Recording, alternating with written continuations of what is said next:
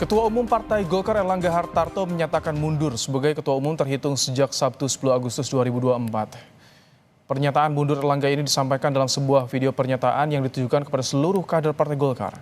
Usai menyatakan mundur, Erlangga juga menyinggung kedewasaan Partai Golkar yang akan menyiapkan mekanisme pengganti Ketua Umum baru sesuai ADART Golkar. Erlangga menjabat sebagai Ketua Umum Partai Golkar sejak 2017. Kemudian pada Munas Golkar di Jakarta 2019, kembali mengukuhkan Erlangga sebagai Ketua Umum Golkar untuk 2 periode.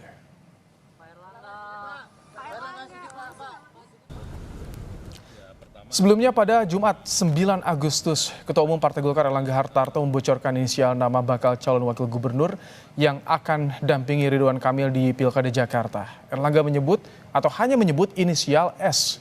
Erlangga enggan menjelaskan lebih lanjut tentang identitas bakal cawagup pendamping Ridwan Kamil, tapi ia memastikan bahwa cawagup yang diusung Partai Golkar bukan Ahmad Syahiku ataupun Sohibul Iman.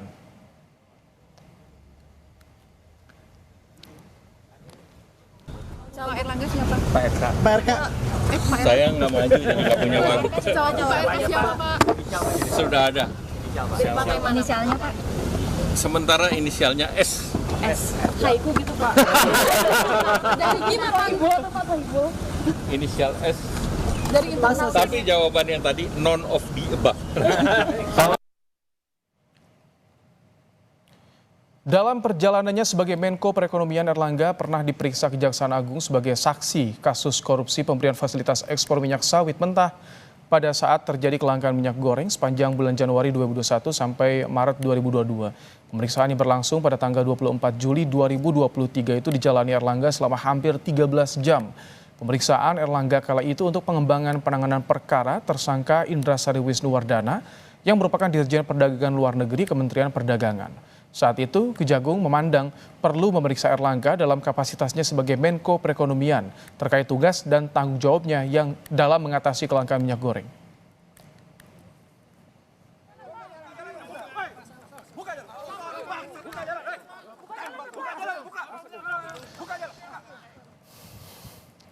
Dinilai sukses membawa Golkar meraih suara tertinggi kedua dalam Pileg, lalu apa yang membuat Erlangga Hartarto tiba-tiba mengumumkan mundur dari kursi Ketua Umum Partai Golkar?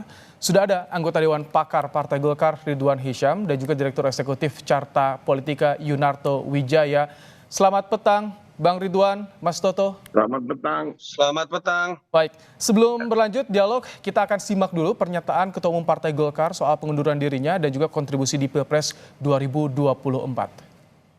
Dalam Pilpres yang lalu, kita berhasil memberikan kontribusi besar dalam kemenangan pasangan Bapak Prabowo Subianto dan Mas Gibran Rakabuming Raka. Mereka akan melanjutkan kepemimpinan negara sebagai presiden dan wakil presiden periode 2024-2029. Selanjutnya, untuk mempercepat lagi langkah kita ke depan dalam memajukan seluruh bangsa Indonesia. Dan ini sedang menuju pilkada nih Bang, apalagi Jakarta kan lagi ramai juga. Ini gimana? Ya, justru untuk menjaga itu semua, ya, supaya agenda-agenda partai Golkar, agenda nasional, ya, termasuk pilkada, supaya lebih smooth, ya, lebih terjaga gitu. Maka Ketua Umum kami dengan ikhlas, dengan sukarela menyatakan mundur dari Ketua Umum dari Partai Golkar. Baik, yang pertama saya ingin ke Bang Ridwan. Tadi Bang Doli bilang pertimbangan pengunduran diri Pak Ketum untuk menciptakan situasi kondusif di dalam masa transisi pemerintahan.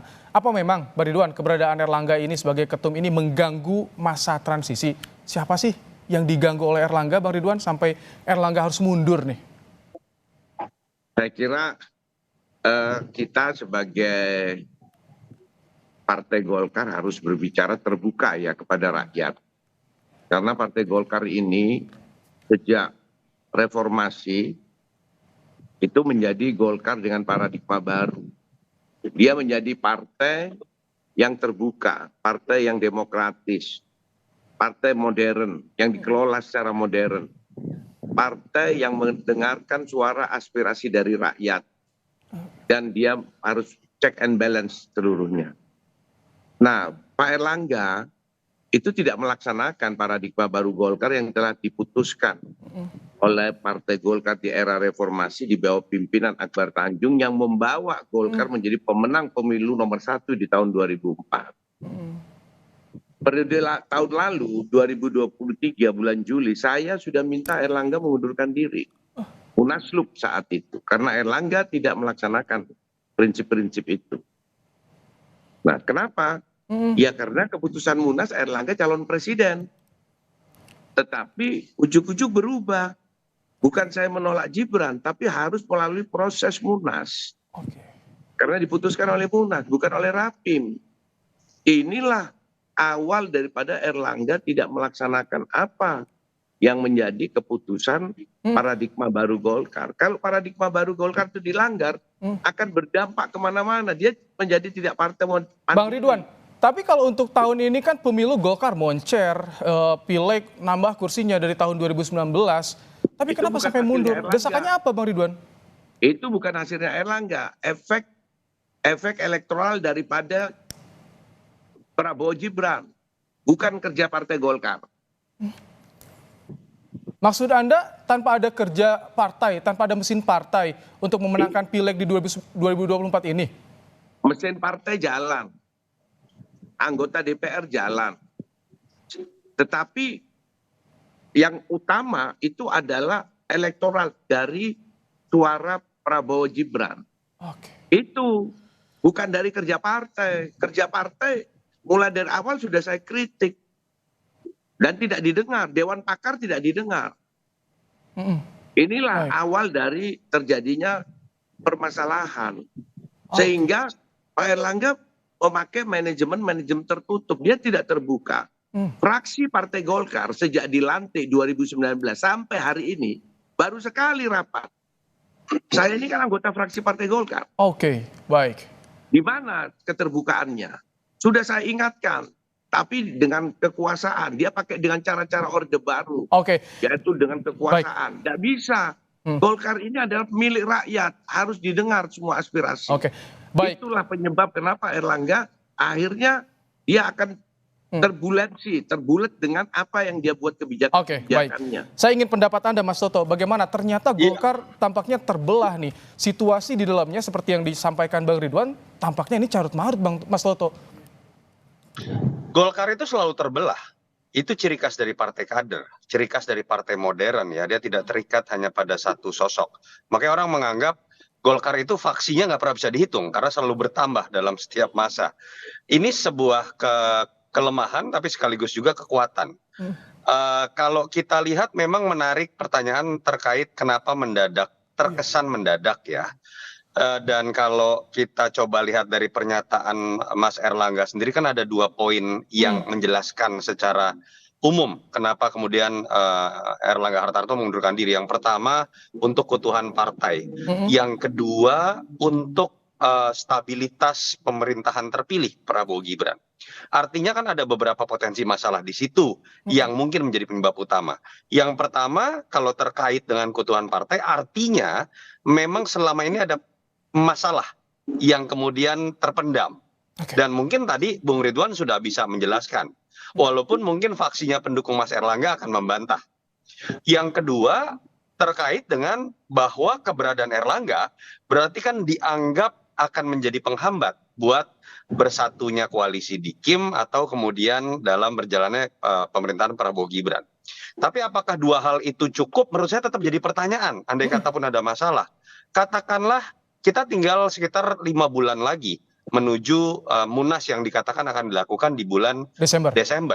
Kalau betul terjadi sebuah problem kepemimpinan di internal dan kemudian tidak adanya restu kekuasaan pemerintahan dan koalisi Prabowo Gibran terhadap Erlangga, kan notabene kita udah bisa nerka nih, Erlangga pasti kalah kok andai kata maju kembali pun dalam Munas. Kenapa tidak tunggu itu saja kan? Jadi Anda membaca, Mas Toto, sorry saya potong, Anda membaca dengan mundurnya Erlangga ini ada tekanan di luar seperti tadi. Enggak, saya belum selesai makanya Mas Ibrahim. Baik, saya pengen silakan. masuk. Kalau kemudian ada sebuah situasi pada saat Munas yang harusnya bisa menyebabkan Erlangga tidak maju kembali atau akan kalah. Lalu kenapa harus sekarang? Kan pertanyaan itu yang paling menarik kan. Biasanya dalam pola-pola seperti ini memang ada sebuah kasus yang membebani dirinya, yang notabene akan menjadi masalah partai kalau tidak dilepaskan dalam waktu cepat. Dan ini jadi menarik nih, nyambung dengan berita yang tadi dikeluarkan oleh Kompas terkait dengan pernah adanya pemeriksaan terhadap Mas Erlangga terkait dengan minyak sawit 2023. kelangkaan minyak goreng. Dan kita apakah bisa mengarah ke sana? Waktu yang akan menjawab. Tapi itu jadi menarik juga. Apabila betul dalam beberapa hari mendatang ternyata ada sebuah kasus hukum, pertanyaannya kan jadi dua cabang nih. Iya. Apakah memang karena proses penegakan hukum yang wajar? Kalau itu yang terjadi, memang langkah tepatnya Mas Erlangga mundurkan diri. Tapi kalau memang ini ada unsur politisasi hukum, karena menginginkan sebuah tujuan tertentu, misalnya memasukkan sosok tertentu nanti menggantikan Erlangga, entah atas nama restu kuasa atau apapun, itu yang berbahaya buat alam demokrasi. Karena artinya akan ada sebuah pola baru, pengambilan keputusan strategis di partai itu bisa serta-merta itu ditentukan dari atas eksternal partai, dan itu bukan hanya tentang Erlangga dan Golkar, tapi itu berbicara mengenai terhambatnya sistem kepartaian modern seperti Bang Ridwan jelaskan. Moga-moga tidak seperti itu, tapi itu dugaan ya. Baik, Bang Ridwan, kalau misalkan banyak spekulasi yang muncul, ada yang orang lain yang ingin menenggelamkan Erlangga di Golkar untuk mundur dari ketua umum, itu bagaimana menjawabnya? Karena 2 hari lalu kabarnya Anda juga menyebutkan ada 3 kelompok nih Bang Ridwan yang mendesak Munaslup. Siapa mereka? Jadi gini, ya saya jangan ditanya 3 kelompok itu siapa. Saya kira pers juga sudah tahu semuanya itu, tidak perlu saya yang menyebutkan. Ada orang dalam, ada orang luar. Cuman saya mau mengklirkan saja orang dalam, orang luar. Orang dalam, orang luar, dalam artian orang dalam itu adalah orang yang ada di dalam kepengurusan Partai Golkar. Baik itu di DPP, di Dewan Pakar, Dewan Penasehat, ormas-ormas pendiri, ormas pendukung, itu orang dalam. Di struktur. Orang luar itu kader Golkar juga, tapi dia tidak duduk di struktur. Nah, 3 kelompok itu ya ada orang dalam, ada orang luar, menurut saya begitu. Nah, tetapi tadi saya mau menanggapi Mas Yunianto. Jadi kalau dibilang dikaitkan dengan kasus hukum, Golkar pernah menghadapi masalah seperti ini. Di era Akbar Tanjung ada politisasi Bolugate. Tetapi ketua umum Partai Golkar karena memegang paradigma baru Partai Golkar, kita hadapi semuanya itu. Kita tidak terpengaruh dengan arus itu, dihadapin. Akhirnya apa? Akhirnya lepas dari kasus hukum dan kita menang nomor 1. Nah, ini tidak dilakukan oleh Pak Erlangga sejak Juli. Sudah saya ingatkan, saya datang ke kantornya Pak Erlangga, bertemu dengan Pak Erlangga 4 mata. Saya sampaikan semuanya, ini paradigma baru Partai Golkar. Anda harus maju terus. Ya. Ambilnya separuh-separuh. Dia mau pegang jabatan tapi tidak mau resiko. Tidak bisa. Politik itu ada resiko. Kalau berani jadi ketua umum ya berani dengan resiko. Dan menegakkan paradigma baru Golkar. Kalau separuh-separuh akan terlibat nanti. Dia habis dengan turbulensi yang terjadi politik itu. Karena politik kan perubahannya sangat besar. Baik. Nah itu. Mas Toto, ini kan Erlangga sosok sebagai menteri kepercayaannya Pak Jokowi nih. Banyak sekali prestasi yang disampaikan ke Menko juga kepada Jokowi. Termasuk di Pilpres kemarin. Dan bahkan di Pilkada juga menawarkan Kaisang jika berminat maju di Jakarta. Apakah Anda melihat keputusan mundur Erlangga ini ada juga andil Jokowi? Ya menariknya begini ya, memang kalau kita lihat sepak terjang Erlangga ketika jadi di 2019 agak berbeda. Misalnya dengan kemenangan Setia Novanto atau ketua-ketua umum sebelum seperti Abu Rizal Bakri itu biasanya melalui pertarungan keras. Mas Erlangga itu kalau kita ingat 2016 sebetulnya sudah ikut dalam pertarungan menuju ketua umum Golkar di Bali, tapi suaranya sangat kecil. Pertarungan keras saat itu antara Ade Komarudin dengan Setia Novanto. Dan kita tahu 2019 paling tidak di bisik-bisik belakang itu kan orang tahu ini restu Jokowi. Dan memang semua orang tahu Mas Erlangga ini orang dekat dengan Jokowi. Artinya memang dia jadi ada unsur lebih kuat nuansa top down-nya. Dan memang menjadi tugas berat. Biasanya yang dititipkan dalam konteks top down menjadi ketua umum itu belum tentu mengakar. Yaitu Bung Ridwan yang bisa menjelaskan seberapa mengakar. Sehingga tidak salah juga spekulasi ada orang ditempatkan dari atas tiba-tiba jadi ketua umum, dengan mudahnya juga dia dicabut. Siapa? Ya paling mungkin adalah pihak yang juga menempatkan Oke. sosok beliau gitu. Itu logikanya seperti itu. Dan itu yang menurut saya akan terjawab dengan waktu. Siapa yang paling berkepentingan kan sudah terdengar lah, Mas Ibrahim, Bung Ridwan tadi udah mengatakan, pers juga tahu, masyarakat juga sudah tahu. Nama yang akan muncul siapa yang akan menjadi PLT. Dan Iya. paling mungkin adalah kita akan menerka siapa yang ada di belakang ini kan adalah bagaimana nanti nama yang akan menguat di dalam Munaslup. Misalnya kalau orang menerka nama Bahlil, orang pasti akan menduga di belakangnya ada Pak Jokowi karena Bahlil adalah orang dekat Jokowi. Akan berbeda kalau misalnya Agus Gumiwang, mungkin yang dianggap paling berpengaruh di situ adalah Pak Prabowo karena Pak Agus Gumiwang dekat dengan Pak Prabowo. Tapi poin saya terlepas kemudian dari kasus Mas Erlangga, andai kata terjadi Munaslup, pemilihan dalam waktu cepat, pastikan memang yang terpilih itu bukan sekedar titipan kekuasaan.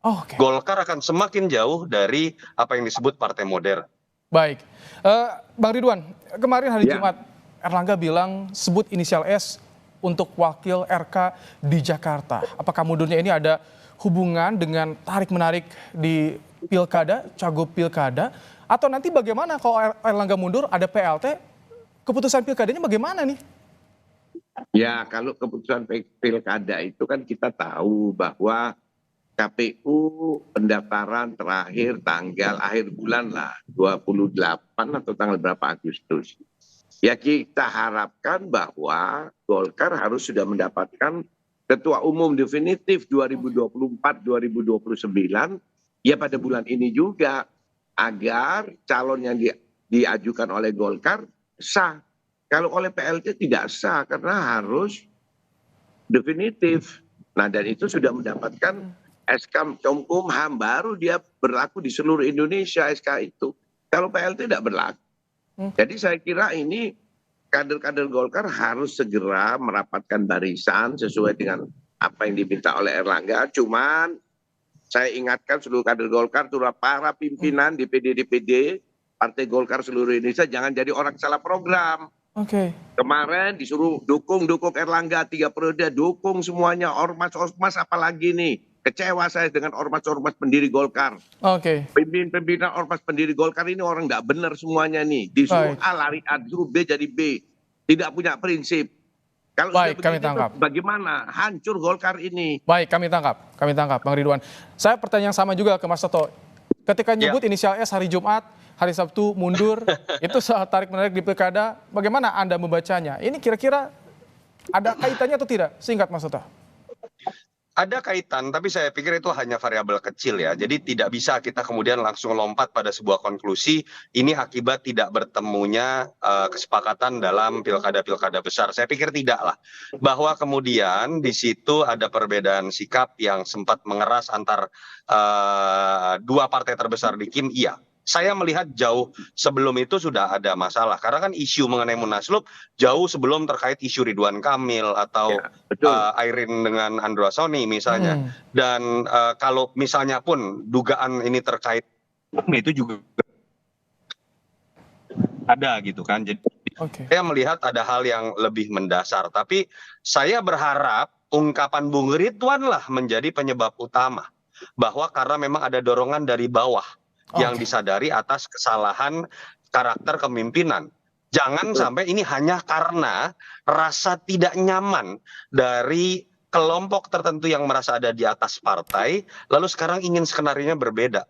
Golkar itu siapapun presidennya adalah partai besar. Jangan sampai kemudian Golkar ini terombang-ambing oleh setiap pergantian kekuasaan dan kemudian hanya mengikuti selera dari penguasa yang tentu saja nanti akan berganti. Itu sih catatan dari saya. Terima kasih Mas Yunarto Wijaya, Direktur Eksekutif Carta Politika, dan juga Bang Ridwan Hisyam, anggota Dewan Pakar Partai Golkar, telah meluangkan waktu di Kompas Petang sore hari ini. Terima kasih Bapak-Bapak. Yuk, mari. Usai jeda.